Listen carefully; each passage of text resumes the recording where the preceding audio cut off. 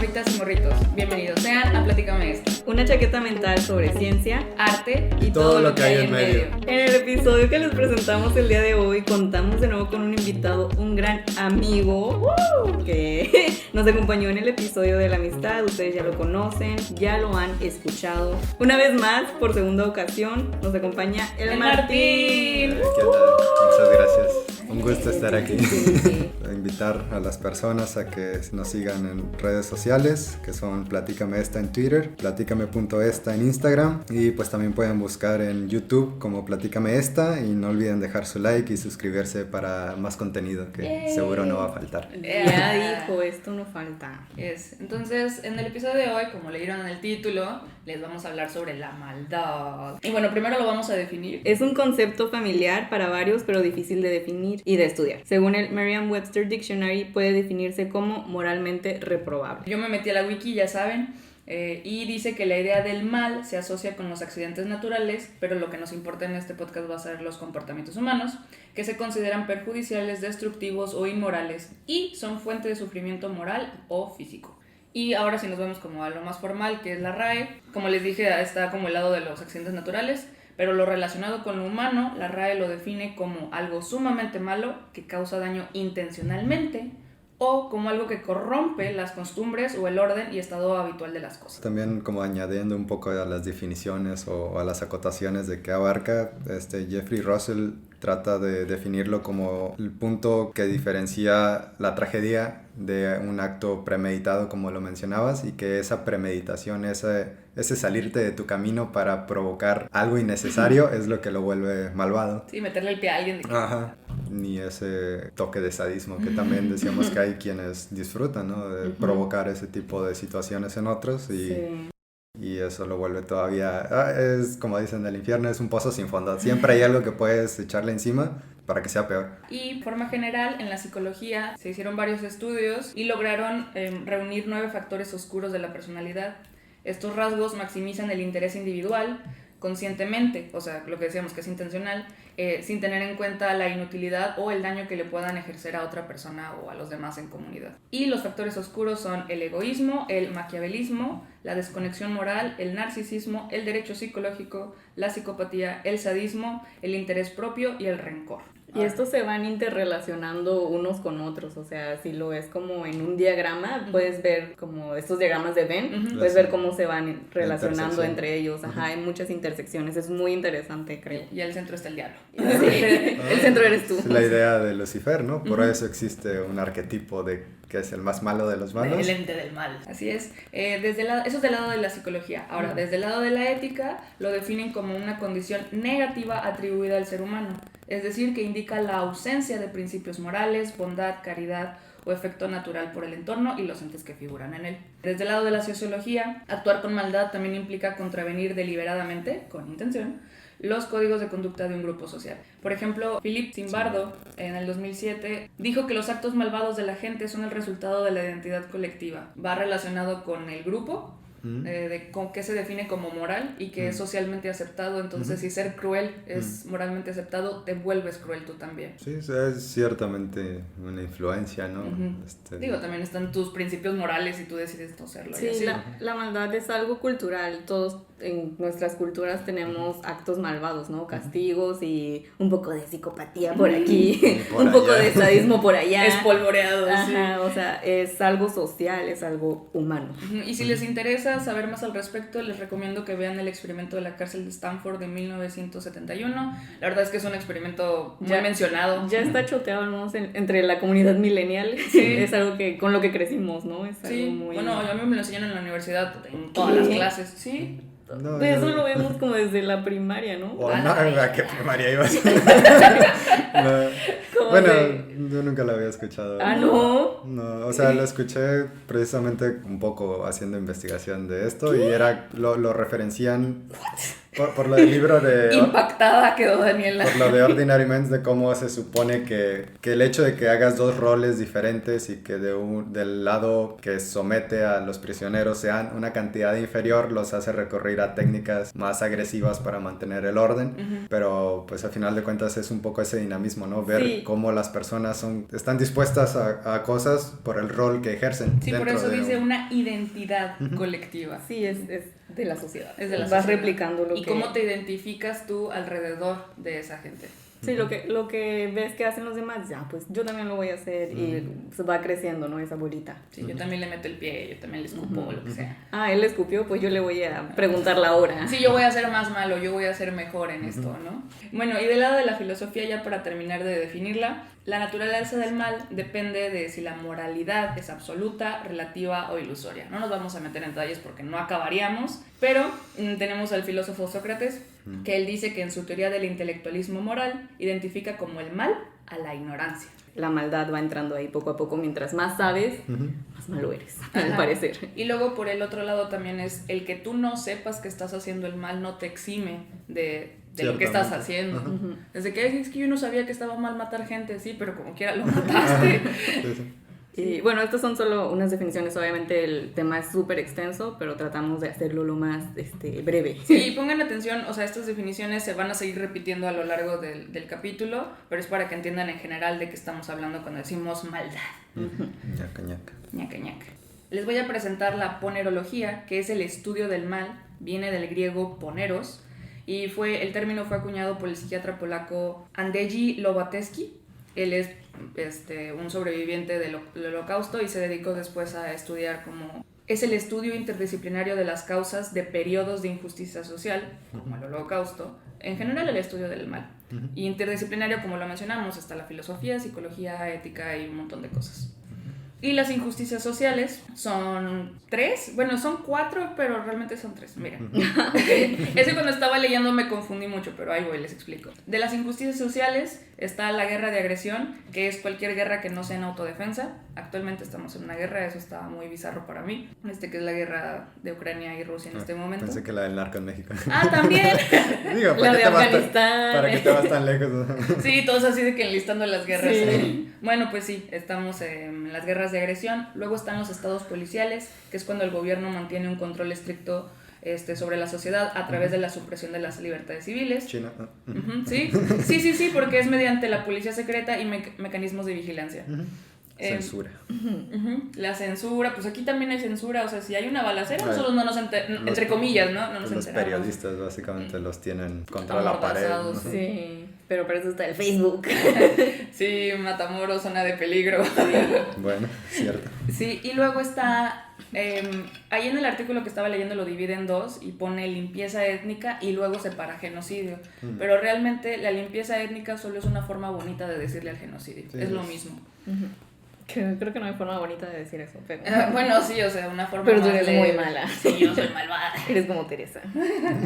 Y bueno, el genocidio, la Convención para la Prevención y la Sanación del Delito de Genocidio lo define como actos perpetrados con la intención de destruir total o parcialmente a un grupo nacional, étnico, racial o religioso. Y la RAE lo define como el exterminio o eliminación sistémica de un grupo social por motivo de raza, de religión o política. En ese sentido, pues también es algo que se aborda Christopher Browning. Escribe este libro que se llama Ordinary Men, que es la historia de una recopilación de testimonios de un batallón en particular. Este batallón en particular es el que más registros hay de los miembros que lo conformaron. Es un batallón policial. No tenían entrenamiento militar, no tenían la función de ir a realizar tareas de exterminio. Su tarea era pacificar los territorios recién conquistados. Y pues llega a ellos un poco esta tarea de altos mandos, de decir, ¿sabes qué? La instrucción ahora es concentrar a estas personas que queremos destruir. Deben de ser asesinados en ese momento, en sus casas.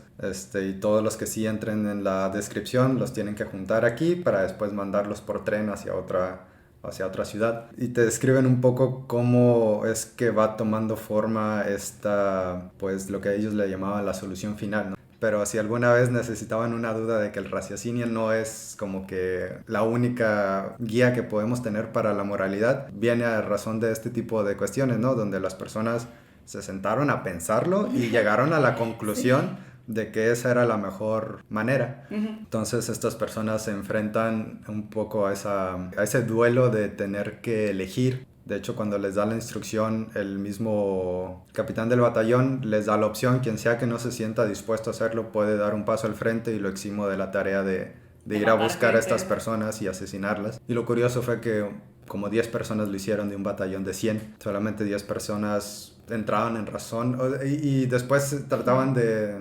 elaborar por qué, o sea, por qué tan pocas personas tomaron la oportunidad de salirse a algo tan espantoso, ¿no? Y resulta que hay muchas cosas en juego, que evidentemente no es algo simple, y como lo mencionaban, la idea de no dejar abajo a sus compañeros, y justamente ellos, en encontrarse en esa situación, dudaron, y esa duda fue suficiente para no atreverse a decir que no. Y después en las mismas entrevistas decían: no, es que pues teníamos miedo de las represalias y por eso no nos atrevimos. ¿Qué tal si la represalia por decir que no era muerte para mí y mi familia? El problema es de que ese argumento no se sostiene, porque por más que buscaban los investigadores, no hay ni una sola evidencia de que ninguna de las personas que se haya negado sufriera algún castigo en proporción a lo que les indicaron hacer. Y era como que fantasma, ¿no? Esta burocracia que no veían, pero que sabían que estaba ahí, ¿no? Generar el miedo.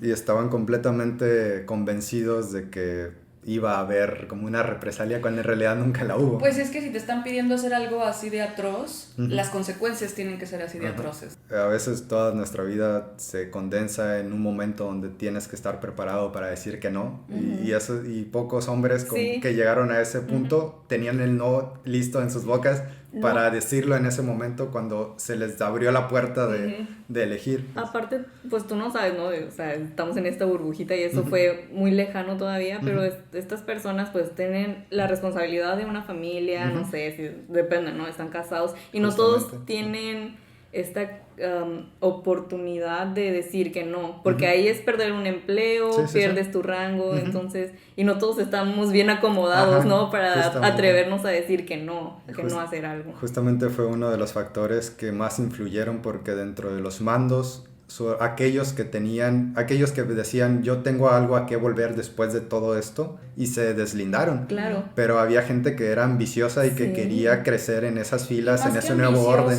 Creo que es pues rifársela en la vida. Hacerse una carrera de eso, o sea, ahí está, digo, hay puestos. Ya estoy aquí, ¿no? Ay, qué bien difícil. Puedo hacerlo lo mejor que pueda. Es bien fácil decir: yo hubiera dicho que no. O sea, el decir que tú hubieras dicho que no denota, no es decir nada. Sí, denota lo poco que te conoces a ti mismo. O sea, todos tenemos la capacidad de decir: sí, va, o sea, lo mato, crezco, hago una carrera militar de esto. Me van a condecorar por esto, ¿sabes? O sea, y lo interesante de este batallón es de que no se puede tampoco utilizar la justificación de que les hayan hecho un brainwash, o sea, que les hayan metido una ideología por la garganta, porque toda la ideología de esas épocas estaba dirigida hacia personas más jóvenes. Ellos ya habían participado en la Primera Guerra, eran personas grandes, entonces no estaba dirigida la propaganda para ellos, era más para los miembros jóvenes de la SS. A ellos sí les vendieron la idea de: tú ten cuantos hijos puedas, haz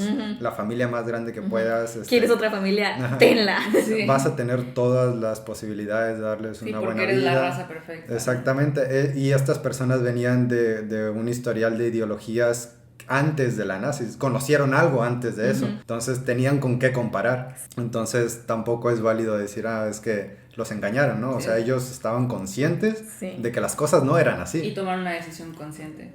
Hasta en la medida de lo que pusieron. Tal vez no se imaginaba, ¿no? Tanto, es como dices, es muy fácil decir que sí. Ajá, sí. Y decías: caray, esto no me lo esperaba. Pero ya estoy aquí, ¿no? Sí, pues qué chingados. No era parte de la descripción del trabajo, porque literal no era parte de lo que iban a hacer. Y ya por último, es como que también, como que volviendo un poquito al raciocinio, había una persona que la entrevistan. Él narra, o sea, abre su experiencia y le cuenta a los investigadores de que, o sea, él solamente podía hacer el trabajo si mataba niños, porque él racionalizó que las madres, cuando iban a las filas, llevaban a su niño en mano, entonces siempre quedaban en la hilera uno al lado del otro. Cuando los acostaban sobre el suelo para darles el tiro de gracia, él esperaba que cualquiera de sus vecinos, el de la izquierda o de la derecha, matara a la madre primero, y después él sentía que era un acto de compasión matar al niño porque ya no tenía futuro. Estaba haciendo bueno. Estaba racionalizando sus acciones. Exactamente, él decía, lo que estoy haciendo, ¿no?, es compasivo, no es malvado, es porque el niño ya no va a sobrevivir, entonces su mamá, acabo con su sufrimiento. Yo soy el bueno, dice él. De alguna manera era la manera de no volverse loco, ¿no? O sea, de poder seguir haciendo esas cosas. Y es que es eso, el cerebro también te agarra y te dice, nos vamos a volver locos si racionalizamos demasiado esto, entonces vamos a entrar 2 pasos en la fantasía de nosotros somos los buenos, nosotros lo que sea, y te compras esa idea precisamente para poder seguir, entre comillas, sano. Funcional. O sea, funcional. Y bueno, no todo fue malo, hubo mucha gente que sobrevivió. Por milagro. Sí, y sin traumas, claro. Ah, sí, claro, están limpios. Y quiero presentarles entre ellos a Zdzisław Beksiński. Él nació en 1929 y falleció en el 2005. Él es un artista judío, precursor del arte polaco moderno, y su arte es una mezcla entre surrealismo y abstracción. Ahí en el video que vamos a ver en YouTube, si lo están viendo en YouTube, les voy a poner las imágenes. Él en 1955 estudió arquitectura y eso influenció mucho su obra. Lo podemos ver en los edificios. Lo que pasó es que él aprendió la simbología de los edificios, las figuras que simbolizan y todo, y entonces hace una protesta precisamente con eso. Pinta mucho lo que es Notre Dame, la pinta en fuego, la pinta como si fuera el infierno. O sea, porque a fin de cuentas los estaban matando con Dios, con la carta enfrente, así de que es por Diosito, porque esto es lo que nos está mandando a hacer, a limpiar la raza humana, ¿no? Y está muy curioso como, pues es que nosotros también creemos en ese Dios y... Sí. Él no nos dijo lo mismo. Sí. Él no dijo eso. No llegó el memo, sí. Luego en 1959, él empieza un movimiento que se llama Anti-Photography. Y como vimos, la maldad puede ser como lo que lleva a la contra, ¿no? Lo que va al reverso del status quo. Y antes había un movimiento de fotografía que era real photography, así de que lo real. Entonces el fotógrafo se esforzaba en que las fotos fueran súper nítidas y que representaran movimientos muy específicos de la realidad para representar la realidad, ¿no? Y entonces el anti-photography es destruir eso y volverlo algo como, ¿cómo se dice? Stage. ¿Cotidiano? No, stage. Hacerlo con poses y con Ajá, cosas sí. premeditadas. Sí, era algo premeditado, algo premeditado. Entonces la gente rechazaba ese tipo de fotografía porque entre comillas era falsa, ¿no? O sea, hacía enfoques para que se viera rara la cara o las tomaba de espalda, que algo que no era normal. Entonces, así como que no me doy cuenta. Así como que no me doy cuenta, exacto. Entonces, en este sentido, él era un mal fotógrafo. O sea, él era el villano de la fotografía porque la estaba destruyendo como forma de arte, pero realmente abrió mucho a la exposición de que otros artistas se pudieran expresar con ese medio. Y pues lo que él expresa está bien duro. Luego, ahora sí, en 1960 y 1989 empieza su periodo fantástico. Las imágenes son hermosas y perturbadoras y no quisiera englobarlo nada más en que es que es un sobreviviente del Holocausto y eso es todo lo que representa. Realmente hay más de la vida de un hombre que uno de esos eventos, pero sí podemos ver mucho de lo que él vivió y vio, sobre todo porque son muchos cuerpos tirados, multitudes amontonadas. Usa, por ejemplo, el color azul para representar la muerte. Cuando estamos acostumbrados a verlo de negro o de rojo o así, él usa el color azul precisamente porque el Prussian Blue o el azul de Prusia es el mismo compuesto químico que se usaba para hacer el Zyklon B, que se usó como agente letal desde 1940 hasta 1945 para las cámaras de gas. A menudo producía manchas azules en las paredes de las cámaras por medio de una reacción química con el ladrillo y el mortero. Entonces eso era lo que él había visto y lo representaba en sus obras, y ahorita ya cuando yo veo el azul es el color del mal, o sea, no puede ser. Y ese mismo color lo tomó ahora un artista mexicano que se llama Yishadi Hudisman y tiene una serie que se llama Azul de Prusia. Es el compuesto de cianuro y hierro de estas manchas, es químicamente idéntico al pigmento del pintor conocido como azul de Prusia. Y entonces él tiene una serie así de que Son fotografías que él saca de los records y las hace en pinturas, sobre madera o así, y la verdad es que son muy serenas hasta cierto punto porque está todo vacío, pero se puede sentir como en esta aura, pues ahí hubo muerte, ¿no? Sí. Entonces es esta reflexión de cómo los colores o cómo ciertos simbolismos nos pueden llevar a recordar el mal, pero desde la perspectiva actual, ¿no? Moderna. Bueno, ese es su disco. Bueno, yo voy a hablar un poquito sobre la tríada oscura o la Dark Triad. Estos son 3 rasgos de personalidad moderadamente superpuestos que se asocian con el daño significativo o explotación a otras personas. Es quizás la mejor representación del mal en la psicología actual. Esto fue dicho en el 2014. Esta tríada fue identificada relativamente reciente, hace unos 20 años, lo cual sí es reciente. Sí, bueno, pues no tanto. 20 años. 20 años, ajá. No es tanto, sí. Tendría 7 años. Ajá. ¿Ya no tenías pañales? No. Dice que esto... Espero que no. Que esto estaba en pañales. Sí. No, yo creo que ya se los quitó. Ya va al baño solito. Ya va al baño solito. Está en la latina, a ver. Ajá. Dice, uy, tengo que ir al baño. Pero ya no trae Ya te pañales. Ajá. Por Paulus y Williams, ellos buscaban identificar las diferencias y similitudes conceptuales empíricas de estas personalidades aversivas, pero que se mantienen en el rango normal de funcionalidad social. Esto es que no son... Pues disfuncionales, tal cual. Sí, o sea que... Pueden mezclar. Entre comillas, ¿no? Todavía funcionan en la sociedad y aparte es a nivel subclínico, esto es importante. Por favor, no se asusten, como yo. Entre estas 3 tenemos al maquiavelismo, que son los comportamientos fríos y manipuladores, acompañados con falta de sinceridad y de sensibilidad. El narcisismo, que es este amor excesivo a uno mismo, está acompañado de inseguridad y de sentimientos de superioridad. Estos buscan llamar la atención y la explotación en las relaciones que tienen con otros. Son estos muy, muy posesivos. Y por último, la psicopatía, que es el sentido de alta impulsividad, bajo remordimiento y búsqueda de emociones con bajos niveles de empatía. Esto es muy importante, ¿no? La empatía es, al final de cuentas, esto que nos hace reconocer y identificarnos, ¿no? Incluso con la sociedad, tanto con nosotros mismos. Entre estas investigaciones encontramos algunos problemas de medición, como las pruebas estándares de los cuestionarios de personalidad, que muchos las conocen, o eso espero yo, ¿no? Son como estas pruebas que te hacen para entrar a un trabajo. No lo vi en la primaria. Perdóneme, usted no estaba presente cuando lo desarrollaron.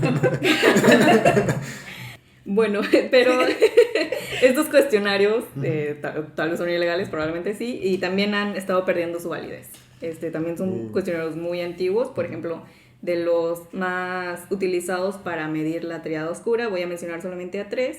Está primero el modelo de los 5 factores, que es el más antiguo utilizado para esto, ¿verdad? Que es el de Big Five o Ocean, que ya lo hiciste tú, Trini, ¿tú no? No, te lo pasaron pero no lo hiciste. Bueno, yo ya lo hice también.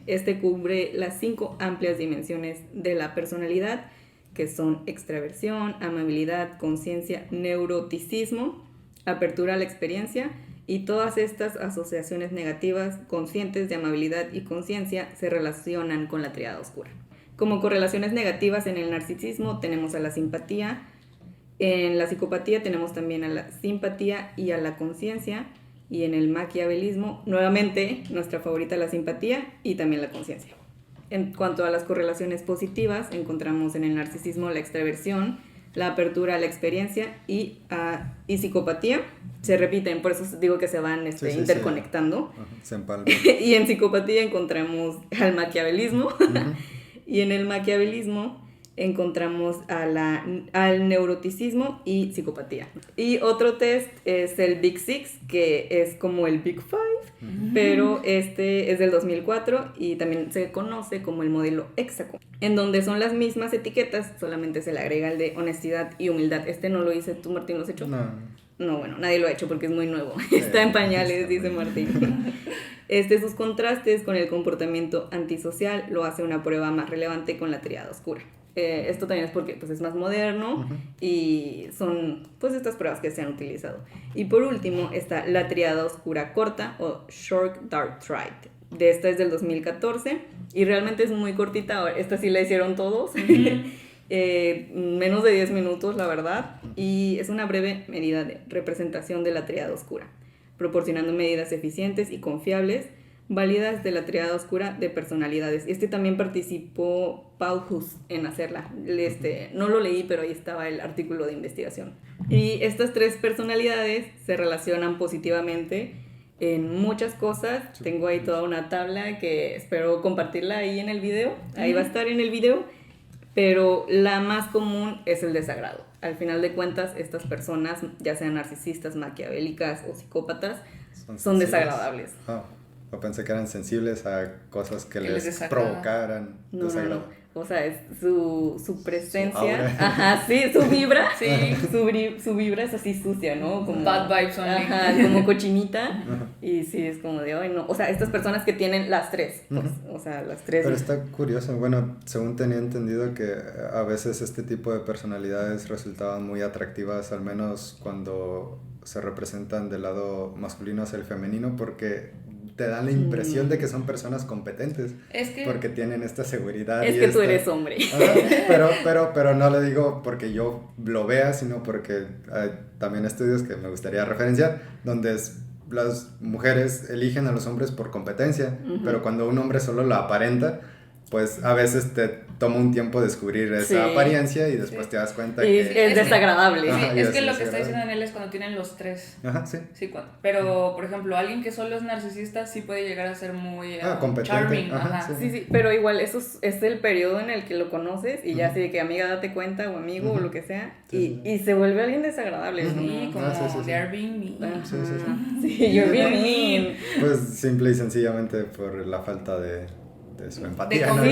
Y falta de congruencia con lo que dicen, con lo que hacen y con lo que realmente son. No es que estén feos, o sea, normalmente a estas personas les preocupa mucho como su apariencia y obviamente son atractivas al principio o tratan de ser atractivas al principio, depende de ti, ¿verdad? Y de lo que te agrade. Pero al final de cuentas, después de que pasa este periodo de que los conoces, dices, ay, no, o sea, caes mal, mijo. Ay, you're really mean, me das asquito, ¿no? Imagino que debe ser muy difícil quitártelos de encima porque van a empezar a jugar con las otras partes, ¿no? Manipularte para que no te vayas. Les conviene aparentar ser esta persona para conocerte y tú les das información tuya y después usan esa información para manipularte y tenerte aquí. Literalmente es amiga, date cuenta, porque empiezan a alejarte de tu familia, empiezan a ponerte en contra de tus seres queridos y entonces cuando te das cuenta de que ellos son el monstruo, te dicen, sí, pero ahora estás solo, ¿no? O estás sola y estás aislado. No tienen otros recursos para cuando ya te diste cuenta. Sí, son gente muy triste. También tenemos a la deshonestidad, mentirosos, manipuladores, obviamente, y insensibles, por supuesto. Por justo esto tienen relaciones de corto plazo. O sea, te conocen, te usan, tienen todo lo que quieren y next o sigue siendo esta víctima, ¿no? Sí, se vuelve una relación dependiente-codependiente. También han demostrado que estas personas tienen éxito laboral, pero obviamente por cosas sucias. En cuanto a la educación, son estas personas que copian, que hacen plagio y que engañan. También encontramos comportamientos antisociales, la moralidad cuestionable, obviamente, y de interés propio, pues solamente les importan ellos mismos. El narcisismo y el maquiavelismo encontramos que tienen esta capacidad de influenciar y convencer a las personas, así como la atención a la reputación. Les interesa mucho lo que se dice de ellos y en el momento en el que ellos se dan cuenta de que tú no dices cosas buenas de ellos, se alejan de ti. Sí, pues no les conviene. No les conviene, Mejor ahí muere. Sí, que lo saquen de su burbuja. Y en el maquiavelismo y la psicopatía tenemos que son mentirosos, obviamente, y el oportunismo engañoso. Lo que decíamos, ¿no? De que vamos a alejarte de tu familia, vamos a hacer que te quedes sola y que tú solamente estés conmigo y con nadie más. Y las actitudes egoístas de autopromoción y autoestima elevada, obviamente, en el narcisismo y en la psicopatía. Y hay muchísimas más cosas que pueden interconectarse, pero bueno, no sé si han conocido a una persona así, si son gente muy cochina. Sí, están locos. Y la gente con resultados altos en estos rasgos tienen más probabilidades de cometer delitos, de crear problemas sociales en familia y en organizaciones. Son estas personas conflictivas, por eso son desagradables. También tienen en común una mentalidad impulsiva, agresiva y egoísta, y tienden a ser abusadores de drogas, padecer depresión, sentirse excluidos y a tener problemas legales. Y pues tampoco es sorpresa que en su mayoría las personas con estos rasgos sean hombres. Lo que encontré que se me hizo muy interesante no es que la testosterona, obviamente va relacionado con los niveles de testosterona, que mientras más agresivo eres, más testosterona produces. No es porque ya tengo testosterona, ya soy agresiva, sino mientras más agresiva soy, produzco más testosterona. Está muy, muy loco. Es un poco la falta de integración de esa agresividad, porque la solución no sería que dejaran de ser agresivos, sino que lo integraran a su personalidad es como dicen, el que sabe artes marciales le apuesta a nunca tener que usarlas, pero las sabe usar para defenderse y defender a los otros. Y es esa falta o esa falla en poderlo integrar en su persona lo que lo mete en problemas, y obviamente como sociedad no nos gusta ese tipo de situaciones, a nadie le gusta que lo asalten, ¿sabes? Y eso va al bote, pero alguien que estafa es algo menos violento, es muy difícil que reciba el mismo castigo que alguien que asalta, ¿no? O sea, entonces sí está desproporcionado, y como tenemos esa tendencia más a la agresividad mal enfocada, por eso hay más hombres en la cárcel también. También, claro. Y también está como que mientras más actividad física haces y más acelerado estés, también produces más testosterona. Entonces va muy relacionado con la agresividad. Pues para ser agresivo necesitas, tal vez no ser fuerte, pero energía, ser un poquito ágil, ¿no? Que no te canses a la primera. Sí. Y pues sí, va muy, muy relacionado con los hombres. Y está curioso eso que dices de que no lo integran a su persona, porque un rasgo del narcisismo es no reconocerse a sí mismo. O sea, es de que soy esta persona maravillosa y así, pero fallan al verlo en ellos mismos y por eso buscan la aprobación de otras personas. Entonces, al momento de decir, no, es que yo no soy el agresivo, ustedes me hacen agresivo, es como, ay, caray. Ahora, espérate. Pero porque falla, ¿no? En ver hacia adentro. O sea, está curioso porque el ver hacia adentro implica reconocer a la otra persona que esa también tiene un adentro y es similar a mí, ¿no? Y por eso existe esa desconexión y por eso se deprimen y por eso se sienten aislados. Y consumen drogas. Ajá, sí, es un círculo vicioso muy feo, entonces, pobrecitos, vayan a terapia. Y una investigación con gemelos que hizo Vernon y otros en el 2008, en donde forman un grupo de 278 gemelos adultos malvados. Completaron una serie de pruebas, como las que puse arriba, y cuestionarios de medición de la triada oscura y el Big Five, con variables relacionadas a nivel fenotípico, o sea, estos rasgos observables del organismo, el color de los ojos, el cabello y eso, la estatura y así. Y en gran parte atribuibles a factores genéticos, en donde todos los rasgos mostraron la influencia de factores genéticos y ambientales no compartidos, con heredabilidad. En este caso, el maquiavelismo mostró una influencia de factores ambientales compartidos, o sea, que eres maquiavélico depende de tu ambiente, en cambio la psicopatía y el narcisismo sí son más genéticos. Pues sí, es que para aprender a manipular tienes que aprender los patrones de comportamiento, ¿no? O sea, realmente es algo que por eso Maquiavelo se lo enseñaba a las personas a las que les escribía. Así es como que pon atención en esto, ve qué es lo que buscan y ofrecérselos a cambio de un beneficio. Y es como que, bueno, eso sí te lo puedo enseñar, ¿no? Con lo otro tienes que tener esa insensibilidad de ni siquiera te pasa por la mente el pensar que la otra persona es un individuo como tú. Sí, por eso en las definiciones de arriba hay una que lo categoriza como la falta de.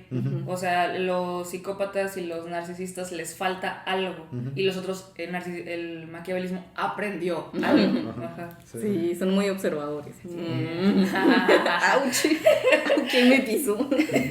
Entonces, en cuanto a las teorías, voy a mencionar estas cuantas de biología y ambiente. Tenemos a la genética, y se cree que existe un componente genético relativamente alto con los 3 rasgos de personalidad. Un ejemplo es el gen MAO-A, MAO-A, y este está relacionado con la delincuencia. También tenemos a la naturaleza y a la crianza, y obviamente, como ya mencioné, el maquiavelismo es el más propenso a ser modificado con la experiencia y el ambiente. Y también tenemos a la evolución y a la naturaleza social.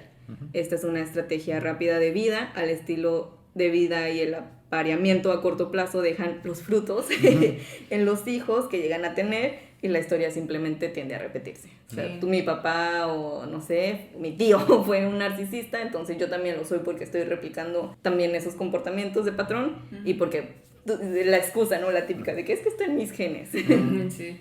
O No. si tu familia tiene rasgos maquiavélicos, pues vas a aprender de ellos. Sí. Y no es tanto que seas, entre comillas, malo, sino que así te enseñaron a comportarte. Así me criaron. Sí.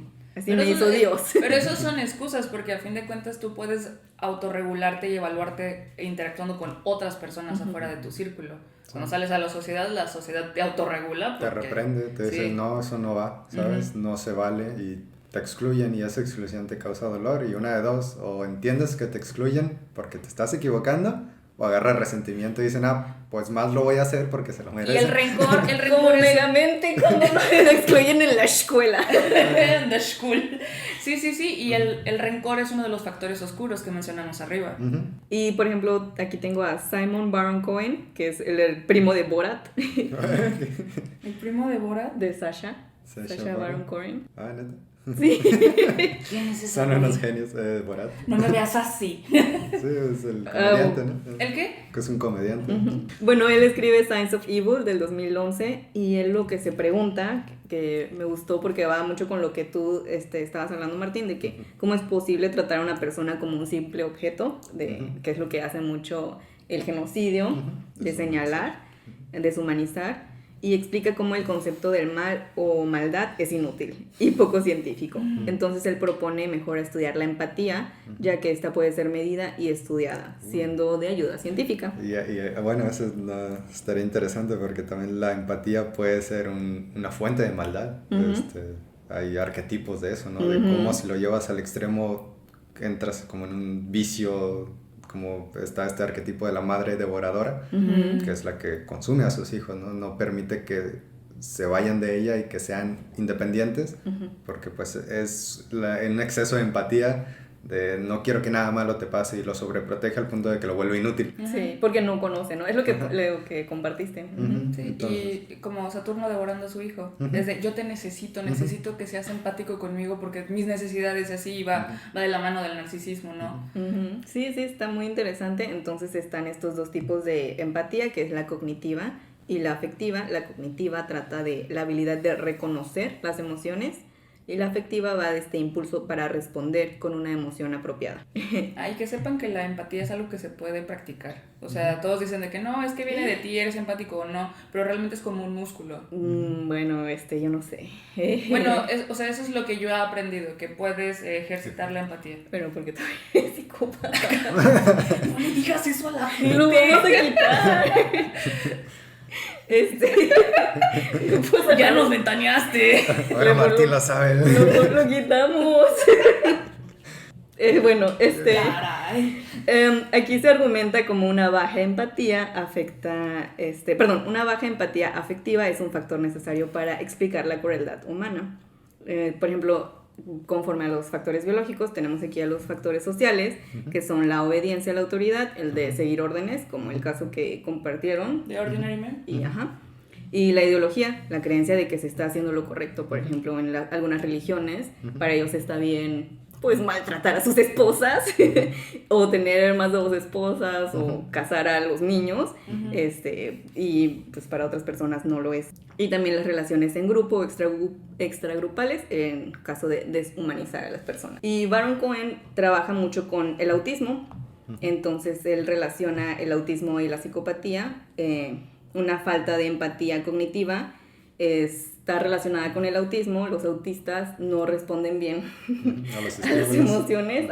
Por ejemplo, pueden estar con el pie roto y dicen, no, me duele, pero la gente no te cree porque tu emoción no refleja eso. Cuando le hablaste a tu mamá diciéndole que tenías COVID, que te sentías mal. No me creen, No porque a mí no me creen. Ya vamos a ventanearnos un poquito. Yo soy autista. Y me enteré apenas ya cuando era grande, pero aún así es un nivel bajo de autismo. O sea, necesitas, creo que en un test necesitas 20 puntos para ser bajo ¿cómo se llama? Ya se me olvidó.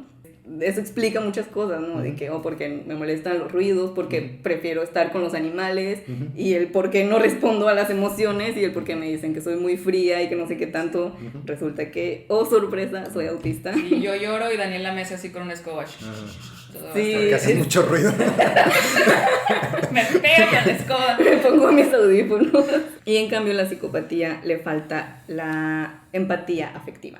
Ellos pues no pueden responder tampoco con una emoción apropiada. Pero sí la pueden reconocer. La pueden reconocer. Y Solo pueden les vale gorro. trabajarla y pueden imitarla. Pueden aparentar que les importa un carajo. Sí, eso es... Ay, mierda, ya déjenme en paz. Es que están jodiéndome la cabeza en este momento. Bueno, eso es justo lo que hacen los psicópatas. Ellos trabajan la empatía y trabajan en responderla. Pues no se pongan de mi lado. Y pues es justo esto, ¿no? Que a veces no eres psicópata, a veces solamente eres un autista no diagnosticado, pero solamente a veces, ¿no? Y en las conclusiones de estas investigaciones, pues dan apoyo a investigadores interesados en las áreas de las leyes, de psicología y de negocios. Por eso también se hacen a veces estas pruebas como para contratar o supongo que también para subir de puesto a otras personas, ver qué tan psicópata o maquiavélico eres. Es funcional, ¿no? O Sí. nos vas a llevar a la quiebra. Creo que al final también ellos son bueno, obviamente, Sí. ¿no? Ellos son los maquiavélicos narcisistas porque pues necesitan a gente que les convenga en estos puestos. Oh, y lo que Pero, bueno, también está interesante porque tampoco podrías justificar de que todas las, ¿cómo se llaman?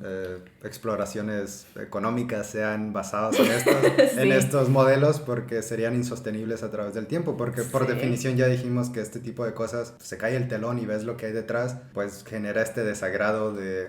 O sea, si los altos directivos dijeran somos completamente malvados, que es la idea del cerdo capitalista que tenemos, hay empresas que obviamente se direccionan por ese lado y eventualmente van a la quiebra por sus decisiones y cómo eligen a las personas que lideran y que tienen sus valores pues impregnados en todos los niveles de administración, pero las empresas que subsisten a través del tiempo suelen estar muy orgullosas como de sus valores, ¿no? De lo que le inculcan a su gente que colabora, porque les permite pasar por altas y bajas, ¿no? Como que es algo más estable, un juego más justo, Sí. que te asciendan por mérito, que te asciendan porque traes a la gente...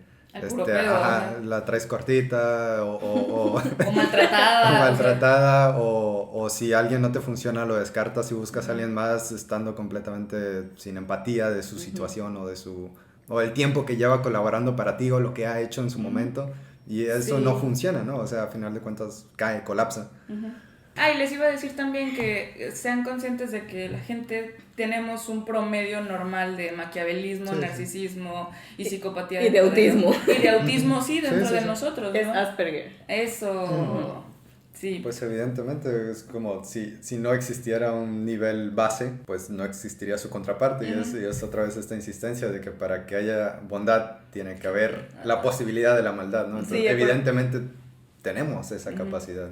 Y bueno, ahora les voy a presentar al gran antagonista, el... Solo hay uno. Sí, solo uno. El único, el inigualable. Hablable Satanás. O la idea más vieja que tenemos de lo que es la maldad personificada, ¿no? Satanás, al principio, lo encontramos en el Viejo Testamento. Es una bestia que tritura los huesos de los pecadores, así te lo presentan por primera vez. Pero realmente no es un personaje muy activo. Oh, no, está en segundo plano. Sí, es un personaje secundario. En el Viejo Testamento sale como un miembro angelical de la corte de Dios que atormenta a Job en el libro de Job. O sea, Satanás literalmente significa adversario. O sea, es alguien que va en contra tuya. Y como ya vimos en las definiciones, pues el mal es llevar la contra. La oposición. Así es. De hecho, Se escucha muy político eso. no, es que es en serio, porque cuando se hacen ¿Quién trials, dirá eso? cuando se hacen trials, ¿cómo se dice? ¿Pruebas? No. ¿Juzgados? ¿Juicios? Sí, juicios, se hacen juicios, se le dice a Satanás como a la oposición. ¿Ah, sí? O sea, no es, ¿Es un no es tanto término como, latino o algo así? No es tanto como un nombre, sino como para identificar a un tipo de persona, ¿no? Y luego en el Nuevo Testamento él ya tiene un poco más de acción, tienta a Jesús en el desierto. Es pues, que ya es la segunda parte. Sí, ya. Pero sí le dieron un papel importante en la película. Es como el universo de Marvel. Así es. También poseía gente usando demonios y lo representan como un dragón gigante, que es la puerta al infierno. Entonces los meten a la boca del dragón y se los traga. En el medioevo lo representaban como una criatura peluda y escamosa con las uñas de los pies demasiado grandes.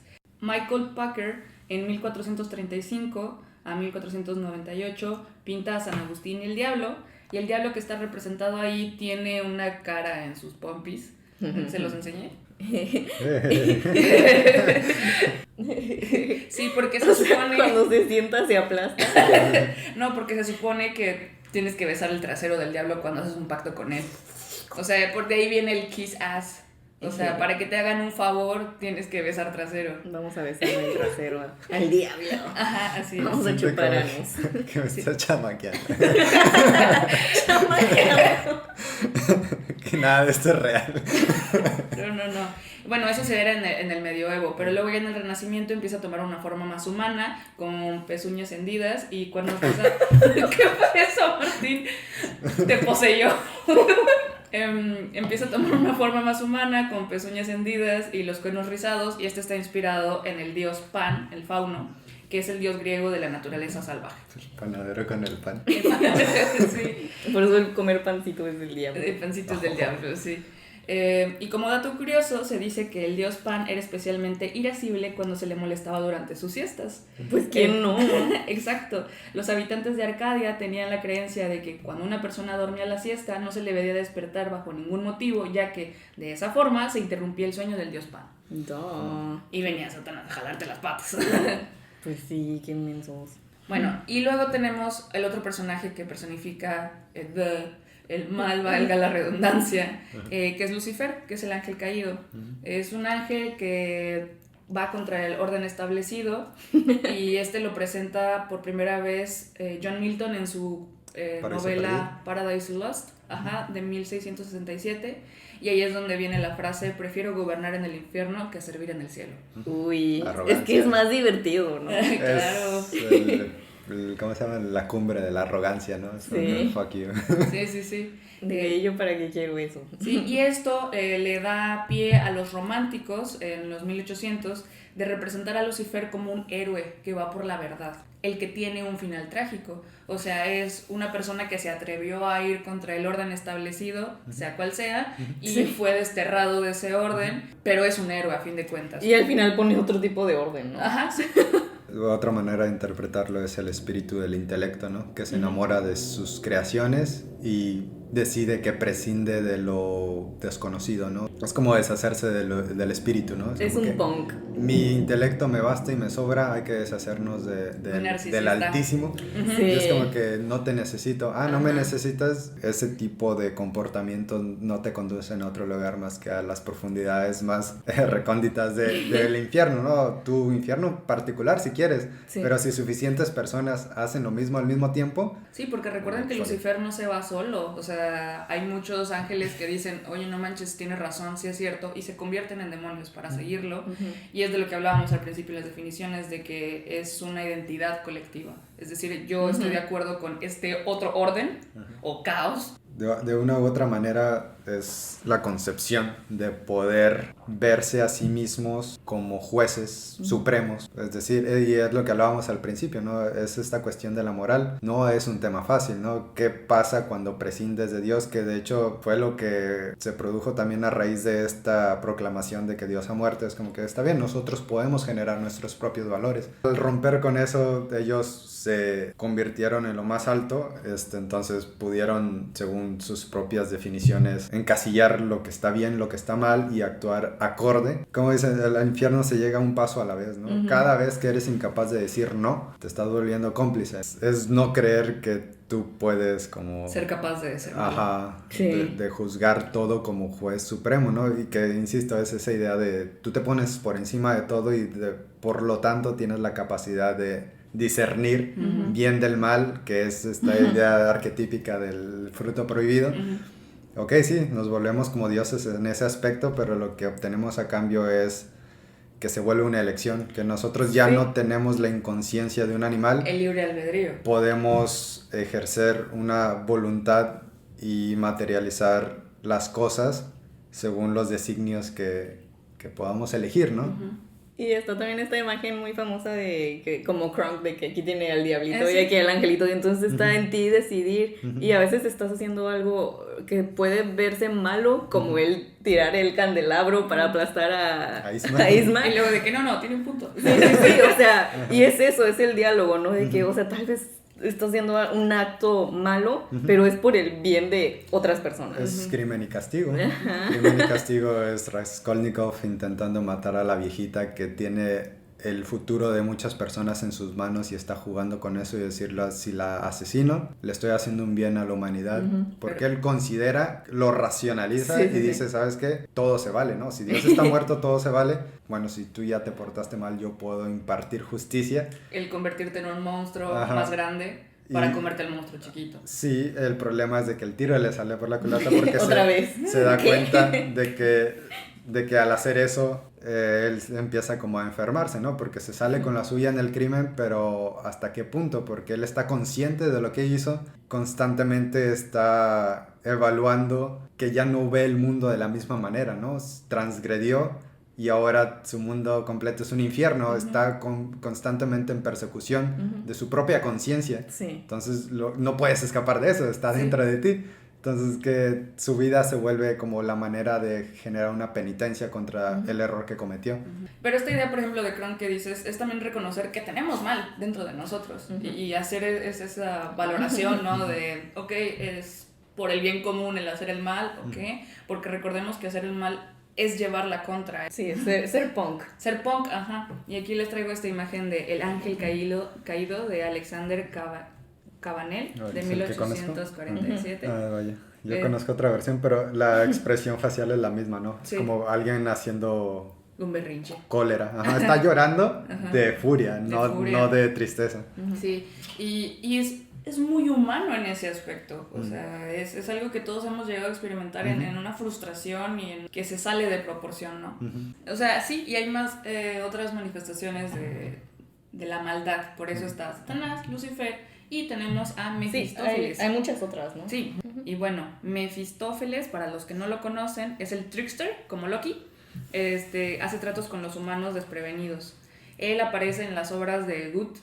Es un embaucador encantador que viste medias rojas y capa roja. Por eso tenemos este concepto... el diablito. El diablito rojo, ajá, de ahí viene. Es como el de Eugenio Derbez, el de... Sí. Y él sale por primera vez en la trágica historia de la vida y muerte del Dr. Fausto. Cuando haces un trato faustiano, quiere decir que pusiste primero tus intereses propios sobre el bienestar común de las personas, como los cerdos capitalistas y así. O como tú, o como yo. Sí, o sea, existe una versión escucha. original de Christopher Marlowe de 1640, pero luego hubo adaptaciones y hay dos versiones en donde en una Fausto lo hace como consciente de sí, yo quiero mujeres y riquezas y así, y va y busca al diablo, y en la otra versión el diablo lo engaña para hacer el trato, ¿no?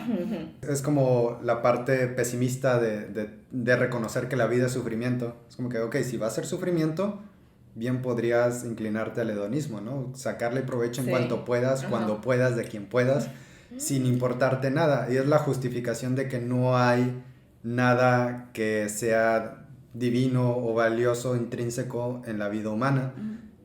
Si todo es sufrimiento, pues deberías aprovechar las oportunidades que tengas a la mano para disfrutarlo, ¿no? Y ya sufrirás después. Y yo te lo voy a facilitar, ¿no? Y lo único que necesito para facilitártelo es tu alma, es tu espiritualidad, es que niegues la parte que no entiendes de tu humanidad y que te niegas a reconocer para que te enfoques solo en lo que tú creas y en lo que tú pienses. Puedes encontrar como Mefistófeles o Mefisto. Y aquí también, por ejemplo, ahí lo ven con su capa roja en la pintura de Anton Cabeluch de Fausto y Mefisto.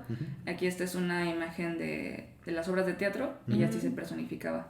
Qué sublime. Ajá, está vestido igual. Jordan Peterson es un psicólogo clínico canadiense que ha impartido unas series de pláticas en las cuales tenía la intención de explorar las historias que fueron el eje central de la cultura occidental, viniendo de la raíz judío-cristiana. Dice, estas historias se pueden interpretar de una manera en la cual nos sirva de... Y es lo que les mencionaba, ¿no? De que el ser humano hace sentido con las historias que nos contamos. Y es este mismo concepto de que existe la realidad tangible, pero existe una metarealidad que es la que está un paso arriba y engloba la realidad de las realidades, ¿no? Es como que es más real lo que persiste a través del tiempo. Entonces estas historias han durado, al menos en versión escrita, 2000 años, versión oral mucho más. Entonces es algo que nos seguimos contando porque nos sigue mostrando algo de nuestra naturaleza. Y pues el ejemplo arquetípico de la conciencia del ser humano y su adquisición de la diferenciación del bien y el mal está en esta historia de Adán y Eva.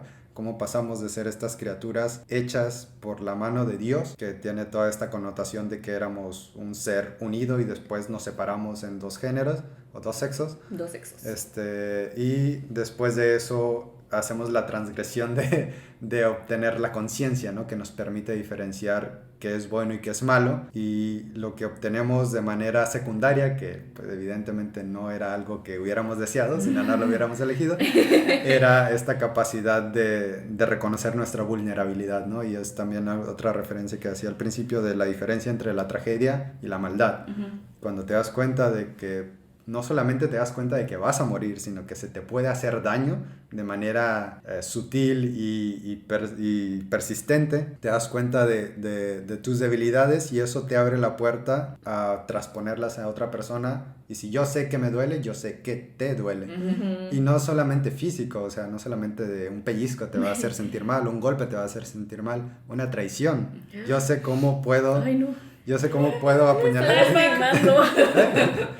Y eso es verdaderamente este sentido, ¿no? De reconocer que yo tengo miedo a que me traicionen, entonces puedo hacerlo contigo. Y pues volviendo un poquito a la historia de Adán y Eva, pues sucede este evento cataclísmico que nos arroja fuera del paraíso. ¿Qué es el paraíso sino este lugar en donde no existía la posibilidad de la maldad? Y la ignorancia. Y la ignorancia, pero bueno. Y no solamente el hecho de que hayan transgredido, sino que lo hayan hecho a raíz de este enfrentamiento con el adversario que se manifiesta en esta bestia que se caracteriza por una serpiente, ¿no? La que siempre nos ha acechado, es la que nos incita a cometer esa transgresión y culo si no. y caer en esta desgracia, ¿no? Que es el hecho de la posibilidad de que la maldad exista. Entonces sucede, eso nos traslada a otra versión de la maldad ya todavía más compleja, que no viene tanto de la adquisición de la conciencia, sino de la obra consciente de la maldad, que son Abel y Caín, o Caín y Abel. Nosotros somos, según esta narración, los descendientes de ese personaje, ¿no? El que transgrede asesinando a su propio hermano. Abel es este paradigma del héroe incompleto. ¿Por qué? Porque él podía complacer a Dios. Él era el favorito de Dios. Él hacía todo lo que se esperaba de él y se le recompensaba apropiadamente. Como en Rango. Ajá. ¿Cómo que en Rango? ¿La película? Sí, pero ¿cómo? Él era el héroe. Ah, pero... Y lo recompensaban. Y él dijo, yo soy el héroe. Aunque no era un héroe. Él decía, y entonces es un héroe incompleto. Entonces este héroe se queda incompleto porque al final de cuentas es sobrepasado por la maldad de su hermano, ¿no? Él sacrifica lo mejor que tiene y no recibe nada a cambio. Y no solamente pierde lo mejor que tiene en el presente, pierde el futuro porque sus sacrificios no son del calibre necesario para estar a la altura de las exigencias de Dios. Entonces él se resiente y no solamente eso, ve a su hermano teniendo éxito. Entonces de alguna manera agita su puño contra el cielo, que es cosa que muchas personas hacen, porque te enfadas con la realidad de las cosas, ¿no? Dios le señala algo, le dice, tú estás teniendo una relación creativa con el pecado, es decir, estás maquinando ideas erróneas y estás fantaseando con ellas, estás materializando el producto de esa interacción con el pecado, como si algo creativo con la maldad. ¿Por qué? Porque está viendo que las cosas no le funcionan. ¿Y cómo puede hacer para que se salga con la suya? ¿Y qué es lo que hace? Ok, si la realidad no me da lo que quiero, o si la vida no me da lo que yo creo que me merezco. Y ese es un rasgo oscuro, se llama derecho psicológico, o sea, el que yo merezco estas cosas y voy a hacer lo necesario para recibir lo que merezco. Y no está mal mis acciones porque lo merezco. Y es esa frustración lo que lo lleva a tomar venganza. ¿Contra qué? Contra la realidad misma. Voy a tomar venganza contra ti. ¿Cómo? ¿Quién es tu favorito? Mi hermano, si es necesario, ¿no? O sea... Y es lo que hace, ¿no? Es lo que llega a ser y se deshace no solamente de su hermano, sino de su propio ideal, porque él lo admiraba y quería ser como él, por eso intentaba los sacrificios, pero se queda corto y ¿qué es más fácil? Te deshaces del ideal. Así ya no tienes nada que te señale tus deficiencias. ¿Cómo no? Tiene todo, mira. Es que estoy leyendo los factores oscuros. Es egoísta, es maquiavélico, tiene una desconexión moral, es narcisista, tiene derecho psicológico, hay psicopatía claramente, hay sadismo porque lo mata a pedradas, hay interés propio y rencor. O sea... Y luego reconocer que todos nosotros somos descendientes de ese... No es mi culpa, es culpa de mi padre. Pero es un poco... También tiene genética malvada. Es un poco reconocer lo persuasiva que es, o bueno, lo persistente más bien que es esta tendencia, ¿no? Es como que... porque todo el mundo nos gustaría creer que el bien triunfa sobre el mal, y esta historia nos dice que no. Sí. Y no solamente no, sino que tú... El hecho de que existas es gracias a que triunfó el mal. Y a mí se me hace tan curioso que seamos el producto del mal, como dice Martín, porque a fin de cuentas somos el resultado de que Abel no haya podido reconocer la maldad Porque en no sí lo vio, mismo y en su hermano. No lo vio venir de parte de su hermano, ¿no? O sea, no vio, Golpe aviso. no vio el rencor que se estaba generando en la persona que tenía más cerca, ¿no? Y que esa persona estaba dispuesta a hacer todo para remediarlo, ¿no? Y eso involucraba deshacerse de él, ¿no? Sí. Esta fue todo por el episodio de hoy. Recuerden seguirnos en nuestras redes sociales. Nos encuentran como @platícameesta en Twitter y como @platicame.esta en Instagram. Y pueden buscarnos como Platícame Esta en YouTube. Recuerden dejar su like, compartan, suscríbanse para más contenido. No tienen que escucharlo. Nada más suscríbanse. Es gratis. Yeah. Y pues gracias por escucharnos. ¿Cómo te sentiste, Martín? Bien. Muy malvado. Malvado. Es un tema que me llamó la atención a raíz de un dibujito que hice, que era un ojo molesto.